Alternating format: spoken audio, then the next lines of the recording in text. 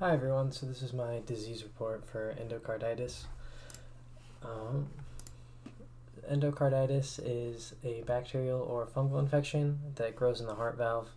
Um, so they usually grow on damaged heart valves due to it just being an easier surface to grow on.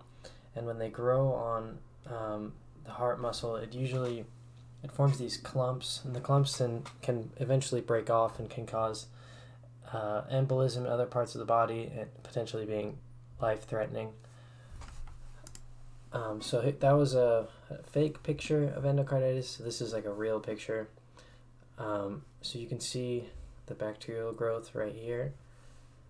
I just also wanted to list some statistics about endocarditis. So its prevalence is only 12.7 per 100,000, which is not super common, especially since you only can get endocarditis after you have like a bacterial infection travel through your bloodstream.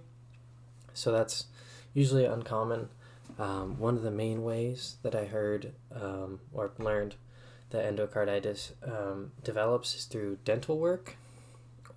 So, you're getting your procedure, and then like your mouth is being cut up. So then that's how you can potentially get an infection. The other thing that I learned about was that having poor dental hygiene can cause endocarditis, which would lead to just anything that causes like a high amount of bacteria in your body. But I listed the second bullet point of developed countries having a much lower incidence rate, which makes sense because in developed countries they have much greater access to healthcare, so they can get access to antibiotics and hospitals if they eventually need it. The median age is so high because over time your heart, it's wearing out, or you may have like had some other form of like heart damage before. So like if you have had a heart attack, or anything that could like damage your body's ability to pump blood through the heart. That's the reason that the bacteria can grow is because of turbulent blood flow, which means it's not flowing at a smooth, consistent rate. The other interesting thing is that most cases are caused by streptococci. So, as listed before, these are some things that can cause endocarditis. So poor oral hygiene, like I said before, artificial heart valves, or catheter use. So anything that you're like putting into your body that bacteria can grow on can lead to endocarditis, especially since if you're putting a new thing like the artificial heart valve in your heart, you need to make sure that it's sterile. So yeah, that's risk factors. Actually, so some symptoms, I read that it's mostly like flu-like symptoms, like sores. Sores that don't go away if you're feeling tired and you can't explain why.